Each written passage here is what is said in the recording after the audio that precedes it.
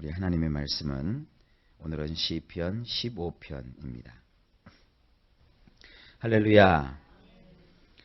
오늘 이 시편 15편 말씀은 우리 거룩한 삶을 사는 사람의 하나님이 주시는 행복, 거룩한 사람의 행복을 잘 요약해 놓고 있습니다. 역시 다윗의 시이고 1절에 보면 여호와여 주의 장막에 유할 자 누구오며 주의 성산에 거할 자 누구오니까. 우리 성경에는 이 누구오며 또 누구오니까 이렇게 뒤에 와서 누구라는 말이 좀 뒤에 오므로 별로 중요한 얘기가 아닌 것 같다 이렇게 생각할 수 있는데, 원문으로 보게 되면 앞에 나옵니다. 누구일까 혹은 누구인가. 누가 주님의 장막에 유하는가, 누가 주님의 성산에 거하는가. 그러니까 어떤 그 주님의 장막과 또 주님의 성산이라고 하는 것은 하나님의 집을 상징하는데, 이것이 신약적인 의미에서는 하나님의 나라라고 생각할 수 있습니다.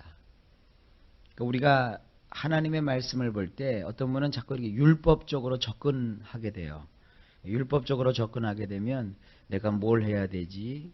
내가 또 이걸 어떻게 해야 되지? 이걸 지킴으로 내가 굉장한 축복을 받을 수 있겠지? 이렇게 해서 자꾸 율법적으로 성경을 접근을 해서 교훈을 얻으려고 합니다.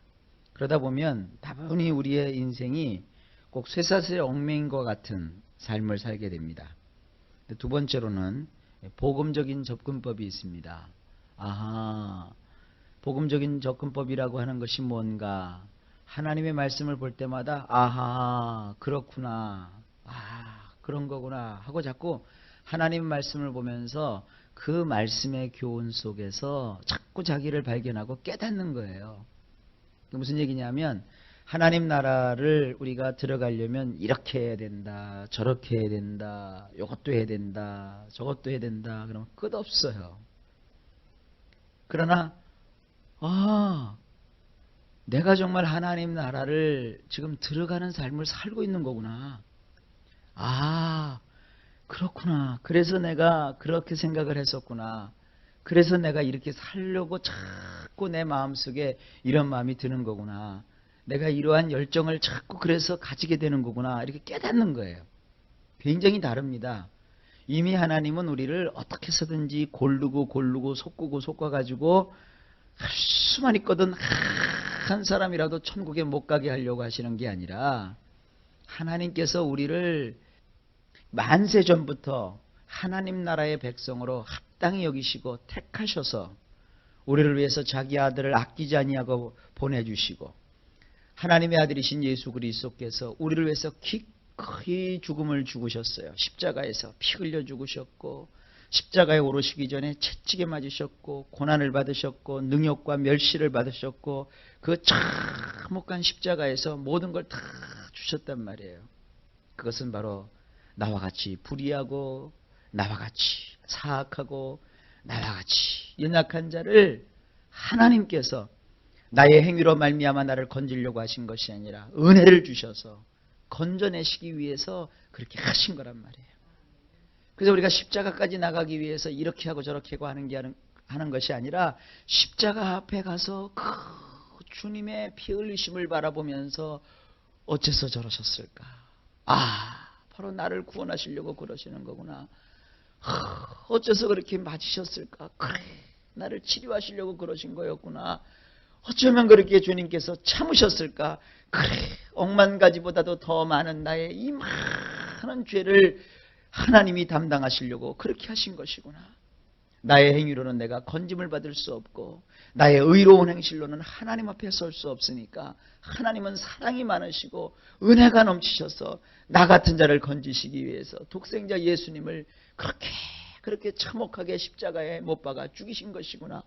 그러니까 우리가 하나님 앞에 할 것은, 내가 이렇게 잘났으니까 그러니까 나를 천국에 받아주시겠지, 내가 이렇게 열심히 했으니까 주님이 나에게 복을 주겠지, 그게 아니에요. 내가 지금 구원받은 것만도 감사한데 하나님이 내가 뭐라고 이렇게 생활 속에 보호해 주시고 이렇게 책임을 져주시고 이렇게 나에게 용서를 해주시고 이렇게 나의 삶을 인도해 주시는구나. 이렇게 깨닫고 살아가는 것이 이게 복음적인 그리스도인들이에요. 여러분, 그래서 여러분의 신앙을 율법에다가 기초를 하게 되면 자꾸 요령만 생겨요. 율법의 기초에서 여러분이 신앙생활을 하고 교회 생활을 하면 자꾸 인간의 눈치만 보게 돼요. 그러나 나를 위해서 십자가에서 피 흘려 죽으신 그 주님의 은혜와 사랑을 생각하면서 복음적으로 하나님을 믿게 되면 누가 보든지 안 보든지 알아주든지 안 알아주든지 항상 하나님을 향한 그 뜨거운 열정과 사랑이 있기 때문에 하나님께 더 가까이 가고 가까이 가고 가까이 가는 거예요. 가족이라고 하는 것이 뭐예요? 가족이라고 하는 것은요, 은혜와 사랑으로 뭉쳐진 거예요. 이웃이라고 하고 친구라고 하는 건 뭐예요? 다 그건 조건적으로 만나는 거예요. 여러분 결국 친구도 보세요. 아무리 어렸을 때 친구가 좋다고 해도요, 결국 사귀고 가까이 지내는 사람들 보면 자기와 자꾸 조건이 맞아야 그 친구와 가까이 있게 돼요. 그러나 가족은 뭐예요? 잘나면 잘난 대로 좋고 또 남이 볼 때는 못나면 못난 대로도 그것도 내 가족이기 때문에 사랑하고 좋고 그러지 않습니까? 나의 마음에 들지 않는다고 가족이 아닌 게 아니잖아요. 가족은 어떻게 해요? 더 연약하면 연약할수록 마음을 쓰고 또 부족하면 부족할수록 더 안쓰럽고 오늘도 나와서 여러분 기도할 때 대부분의 시간을 가족을 위해서 사랑하는 자를 위해서 기도하고 있지 않습니까? 만약에 가족끼리 서로 관계하고 가족끼리 서로 교제하고 사랑하는데 마치 다른 사람처럼 거래로 한번 가족끼리 한번 만나보세요. 부모가 자식을 향해서 생각합니다. 나는 너를 위해서 이렇게 해주는데 너는 나를 위해서 이렇게 해줘야 된다. 내가 그동안 너에게 10개를 줬는데 너네 나한테 2개밖에 안 주느냐. 이건 가족이 아니죠. 서로가 자기 자신을 열어서 사랑하고 사랑하고 희생하고 헌신하는 걸 더 보람으로 여기고 그저 내가 이렇게 고생하고 수고하는 것은 네가 잘 되면 되는 거야. 네가 잘 살면 되는 거야. 그게 뭐야? 그게 가족이죠. 물건을 팔면서 말이죠. 야, 이거 공짜로 가져가. 이거 또 공짜로 나는 가난해도 좋으니까 너 혼자 다 잘 먹고 잘 살아. 그런 게 없죠. 이 세상에 3대 거짓말이 뭐예요? 노처녀, 나 시집 안 가. 그 다음에 연세 드셔가지고 나 빨리 죽어야지. 그리고 또 하나는 뭐예요? 그 장사하시면서 이거 밑지고 팔아 그래. 밑지고 팔아.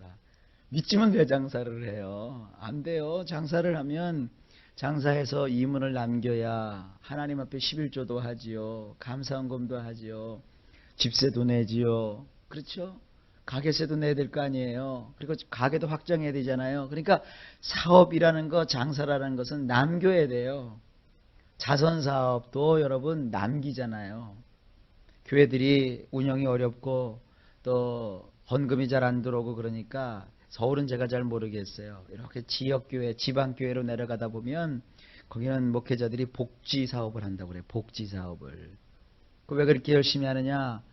복지사업을 하면 국가에서 뭐 얼마씩 돈이 나오고요.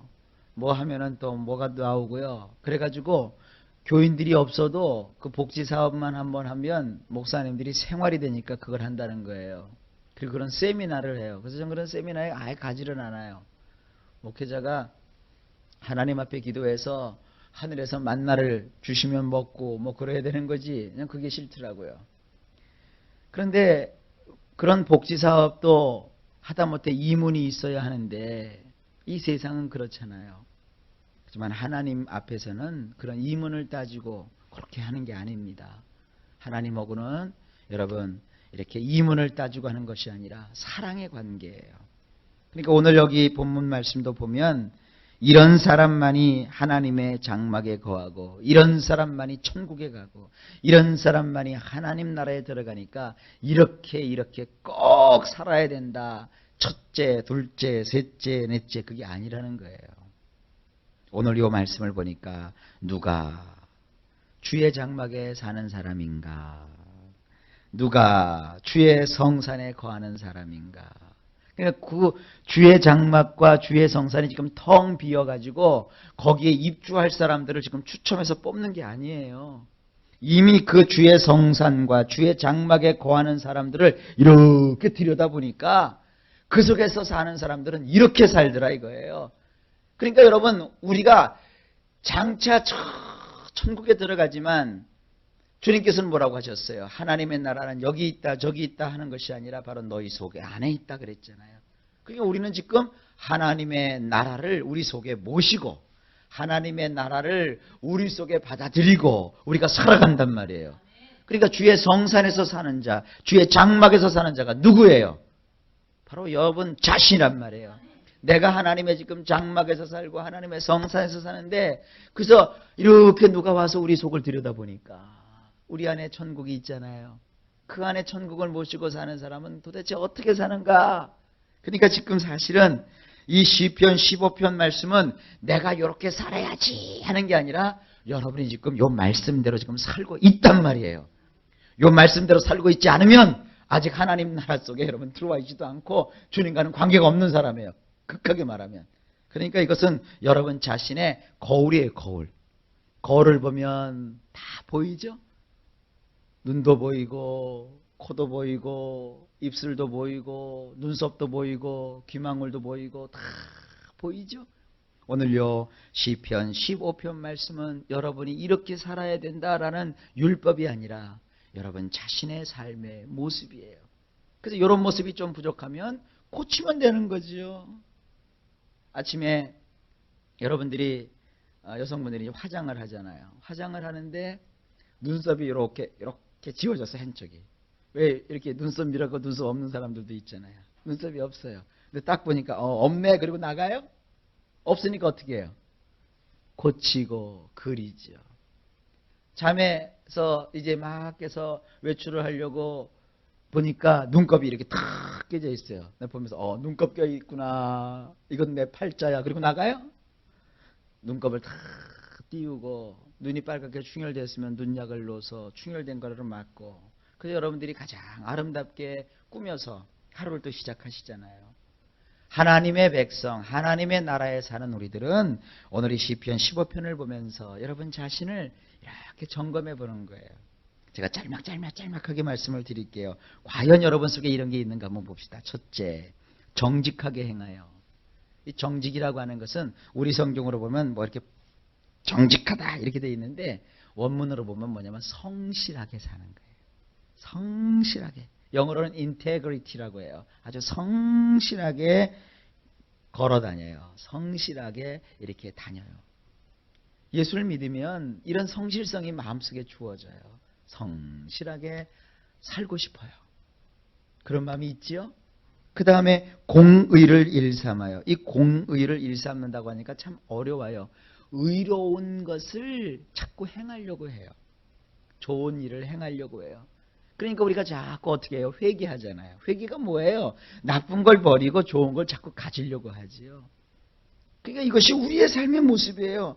그 다음에 그 마음에 진실을 말하고, 이건 자기 마음속에 진리를 품는 거예요.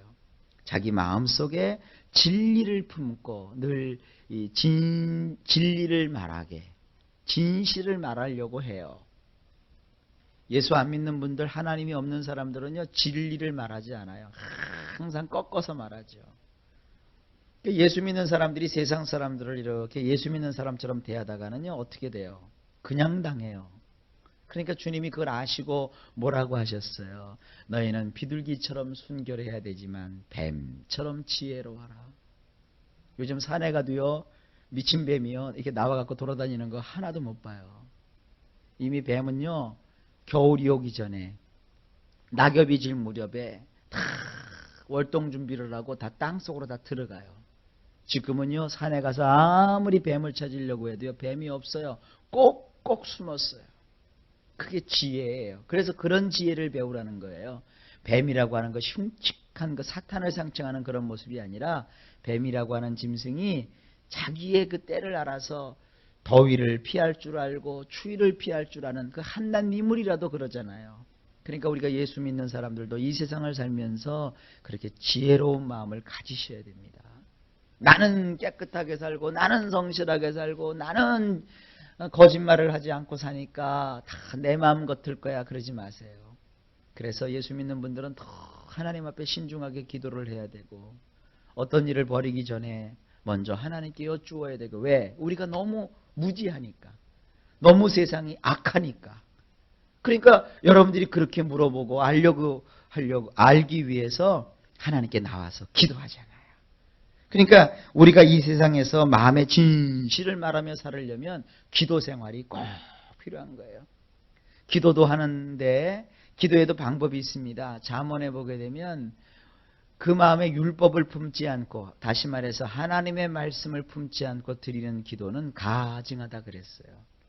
그래서 기도를 하는 사람들은 특별히 성경을 많이 읽어야 되고요. 설교를 잘 듣게 돼요.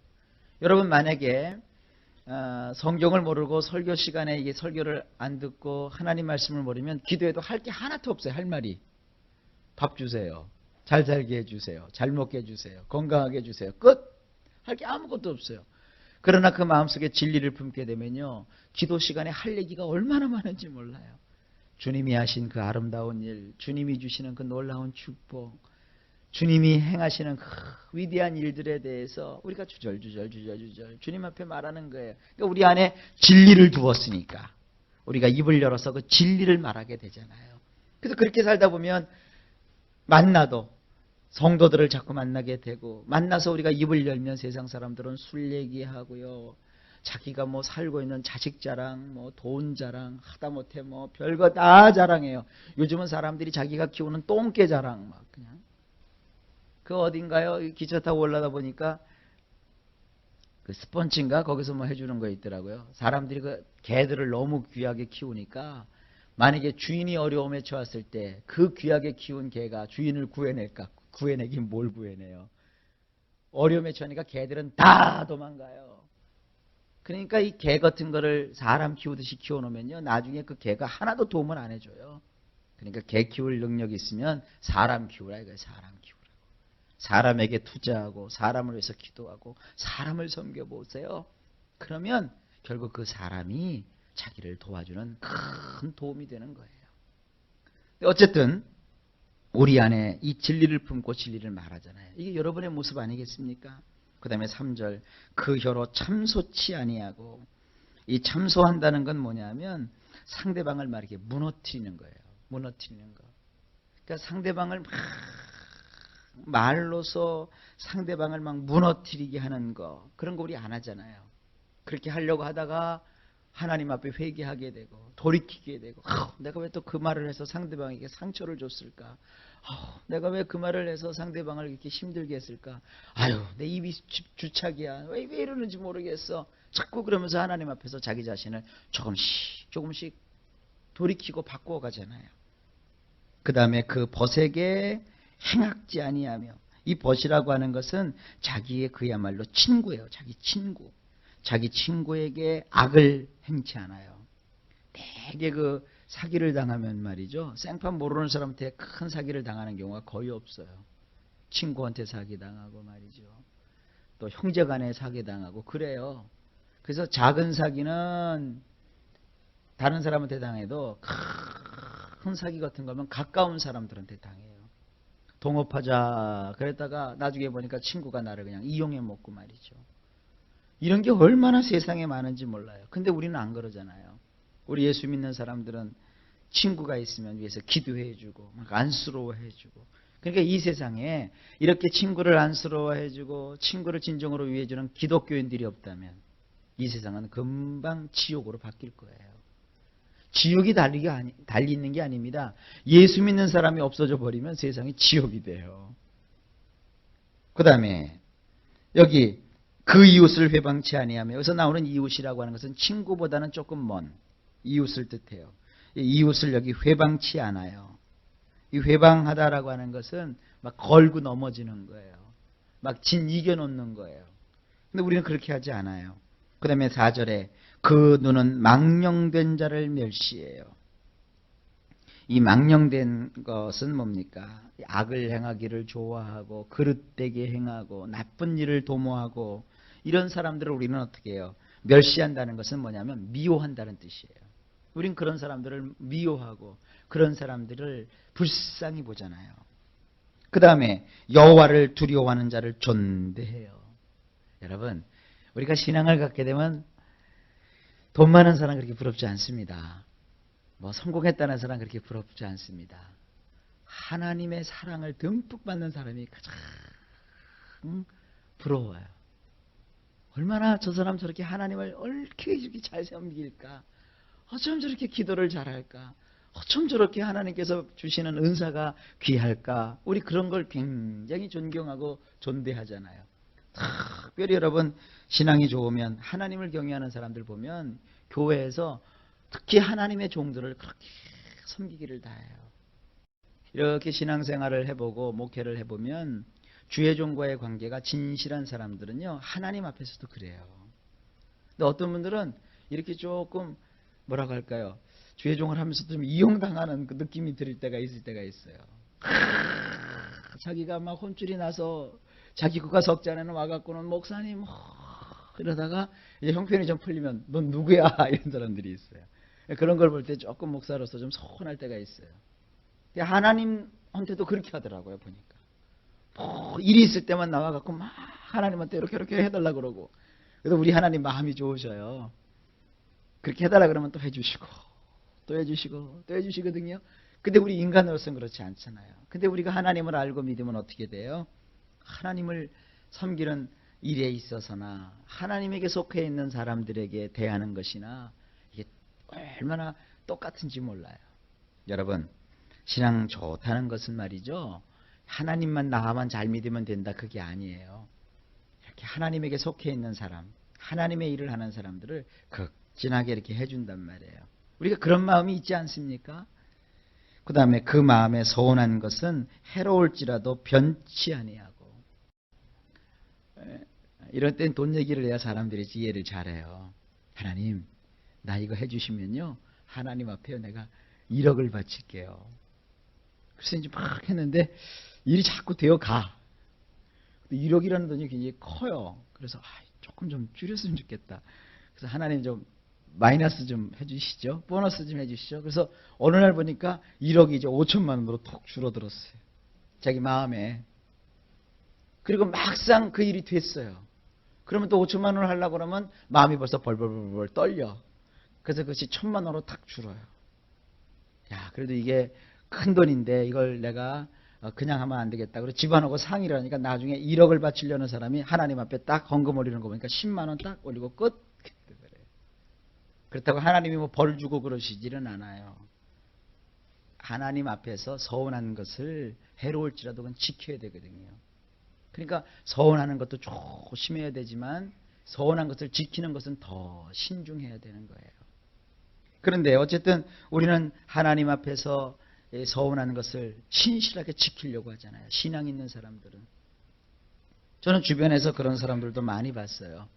하나님 앞에 정말 자기 집이 이렇게 전세로 옮겨가면서도 하나님 앞에 서운한 걸 드리는 사람도 제가 봤고요.